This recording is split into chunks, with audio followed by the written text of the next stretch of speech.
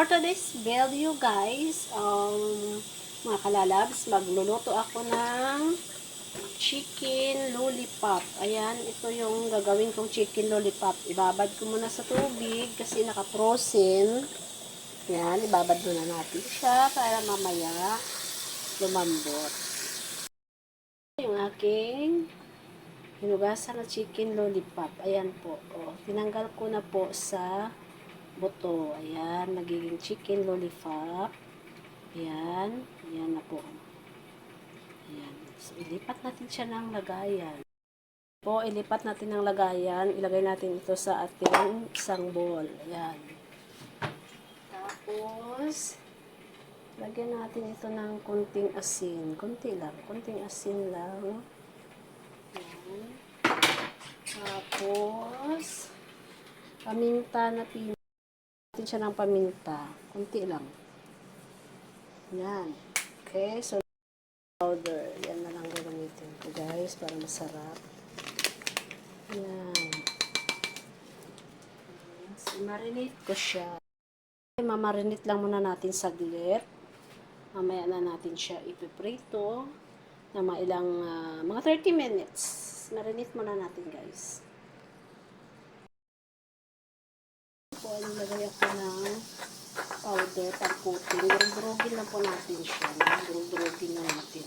At ayun naman yung aking marinate na chicken. Ayan. Durug-durugin lang natin. Maging smoky-smoky naman siya. Durug-durug. Tapos, ayun naman po ang aking mantika. Iinit tayo ng mantika. Pag mainit na maya-maya, ilagay na natin ating mga chicken. Tayo sa pagkukoting ng ating chicken lollipop.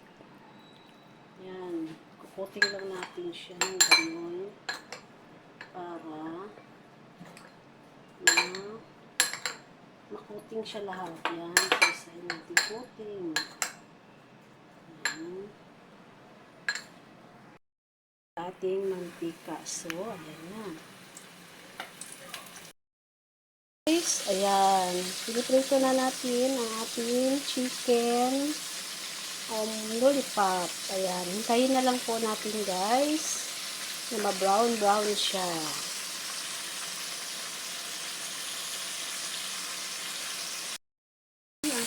Tumba na naman natin po sa pagkaprito para nuot sa buto ang sarap. Pagkatapos natin i-flip ay malapit na itong maluto ang ating fried lollipop na chicken. Flip lang po natin yan. I-flip ko lang yan siya. Kunti na lang po at maluluto na siya. Yung ating chicken, ating na itong hanguin. Hanguin at ilagay dyan. Hanguin na guys. Luto na siya. Ang yummy. Ang yummy. Ang aking chicken lollipop. Right? Chicken lollipop guys. Ginawa ko siyang lollipop talaga. Para masarap. Ang aking chicken lollipop. Parang hindi ko yata nabantayan. Hindi ko naabangan. Katulad ng pag-abang ng kaaway ko sa kanto. Hehe, joke. Ayan. Gravy. Ayan, mayroon akong tubig. Isang chicken cubes. Tapos, kunting asukal. Okay. Tapos, paminta. Ay, hindi na dapat. Yan, paminta powder. Kunti lang din. Tapos, nilagay ako ng oil. Toyo. Ayan o, toyo. Cornstarch. Yan lang po. Haluin. Haluin natin ang haluin. Yan. So, pag sa tingin nyo po, ay kulang pa ang kulay. Pero para sa akin, okay na po yung kulay ng aking gravy. Lagyan ko na lang ng kunting powder pa.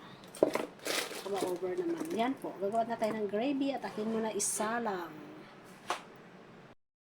Ito po ay atin ang isalang sa mahinang apoy. Buksan ang kalan. Yan. Sa haluin nyo lang ng haluin kasi pag hindi, didikit dyan siya.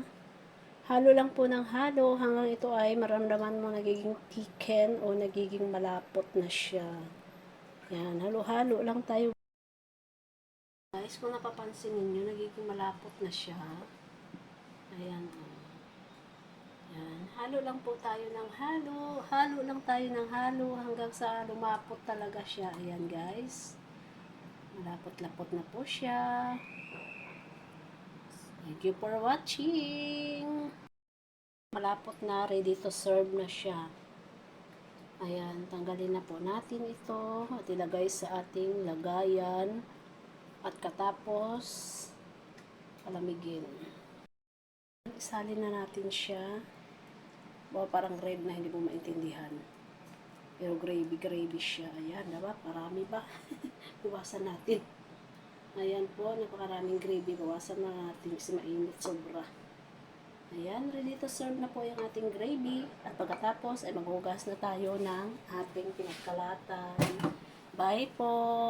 Gravy na tayo. Kain na. Jollibee. Salamat!